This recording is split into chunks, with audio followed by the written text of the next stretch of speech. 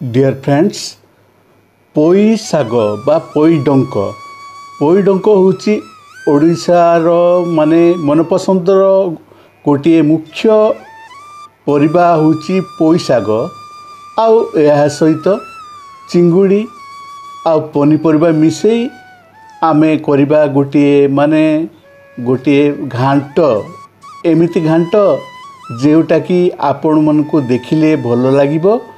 एई पोई घांट रे पड़िबो विभिन्न प्रकार पनीपरिबा आपण मान तो देखिले आउ लेट करबानी। आउ पोई घांट होची ओडिशार गोटे बहुत माने मुख्य मनपसंदर खाद्य होची पोई घांट। तेणु आज पोई रे आमे चिंगुड़ी पके गोटे रेसिपी बनेबा।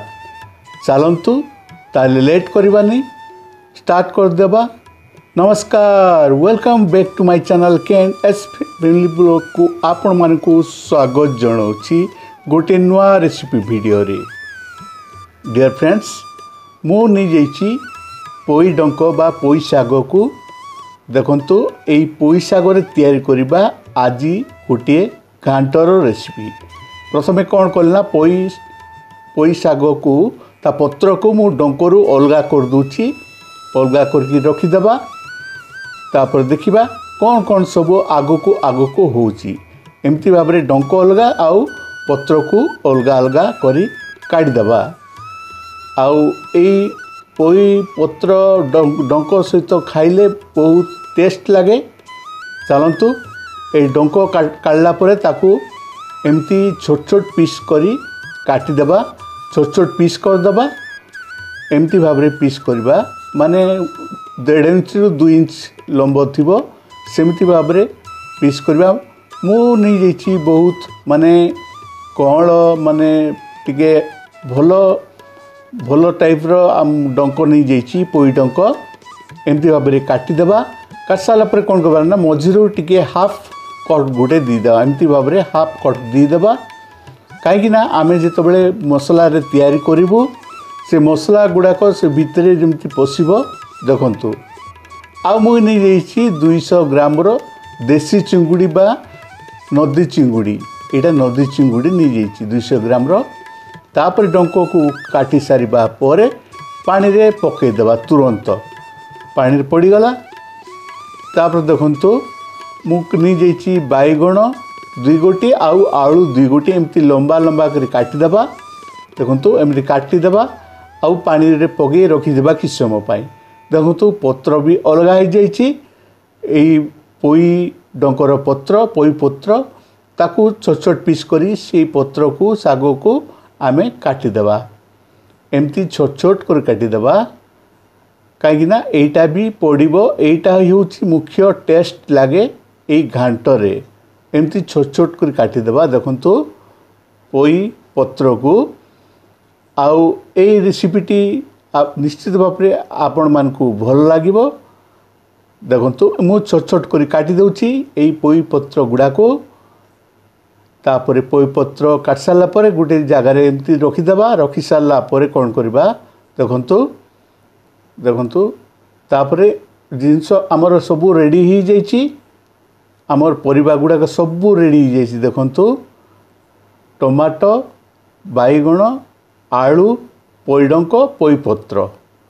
तापरे कौन करबा ना आमे फ्राई पैन रे मु नहीं जाइछि सोरस तेल प्राय 150 ग्राम सोरस तेल। सेतरे मु जीरा गोटे चामच आउ सुखिला लंका 2 गोटी मु सेतरे मु पकाई दीछि। देखंतु पड़ी जाइछि। तापरे गरम हला परे फुटी गला परे मु ऐड कर दूची से कंचा माने पियाज को कट माने टिक टिक कर कटा हेची ताको टिके व्हाइट ब्राउनिश हला पर्यंत आमे टिके फ्राई कर दबा। आउ फ्राई हला परे देखंतु मु सेतरे मु 4 गोटी कंचा लंका को मझिरु फाळा करी मु काटी दीची। तापर सेतरे ऐड कर दबा। देखंतु मु ऐड कर देली। तापरे 2 चामच खंडे मु अदा रसुण पेस्ट को ऐड कर दूची। ताको पुणी कंचा बासना जीवा पर्यंत से अदा रसुण पेस्ट को फ्राई कर दबा। तापरे किछ समय माने 2 मिनट खंडे फ्राई कर दबा। आउ कंचा बास्ना जीवा परे आमे ऐड करदेबा छोट चामच रे गोटे चामच हल्दी गुंड, गरम मसला गुंड गोटे चामच, लंका गुंड गोटे चामच, स्वाद अनुसार लुण गोटे चामच ऐड करदेबा ताको पुणी आमे मिक्स करदेबा। देखंतु मिक्स कर दूची मु आउ एई माने एई रेसिपीटी निश्चित भाव में आपण मानक भल लागिबो। आपण माने फास्ट टू लास्ट पर्यंत देखंतु आ जमारे स्किप करबेनी। देखंतु मसला कषा हो देखंतु रेडी हो जाइए। तापर आम कौन करबा ना मु टमाटो प्यूरी कर देथिली, गोटे कप टमाटो प्यूरी को ऐड करदबा। सेती ऐड हो गला परे ताकू टिके किछ समय माने 1 ରୁ 2 मिनट फ्राए करबा कंचा बास्ना जीवा पर्यंत। तापरे मु ऐड कर दूची सेतिरे देखंतु काश्मीरी रेड चिली पाउडर आमर कलर आसीबा पई। तापर पुणी फ्राए कर दूची। फ्राए कला पर देखंतु आउ कषी भी हो जाइए, आउ माने तार कंचा बास्ना भी चली जाइए। देखंतु रेडी हो जाइए आमर मसला कषा। तापर किस समय मु कवर माने 2 मिनट खंडे कवर करदेली। तेल भी छाड़ी जाइए। तेल छड़ा हो गला पर देखंतु मु पुणी थरे किछि समय माने 1 मिनट पई पुणी फ्राए करदेली। तापर मु ऐड कर दूची आमर सेही पोई डंक को बा पोई नाड़ को मु सेतरे ऐड कर दूची। आउ आलू 2 गोटी काटी लंबा लंबा करी बड़ बड़ आलू भी ऐड कर देली। पोई डंक आउ आलू को प्रथमे सेतरे ऐड कर सारिबा परे आमे फ्राए करबा किछ समय पाई। डियर फ्रेंड्स आपण माने वीडियो तो देखुचंती, जदि आपण मानको हमर वीडियो भल लागिताय ताहेले बहु मात्रा लाइक टे कर दियंतु। आउ जे माने आमर ई चैनल प्रथम थर देखुचंती से माने सब्सक्राइब कर दियंतु पाखरे थिबा बेल आइकन को प्रेस करिकी। जेतेबेले मु नुआ नुआ वीडियो आपण मानको पाई नै कि आसीबी सर्वप्रथमे आपण मानको पाखरे पहुंची जीवो नोटिफिकेशन। आउ आपण मान देखि परिबे हमर ई चैनल के एस फैमिली ब्लॉग को।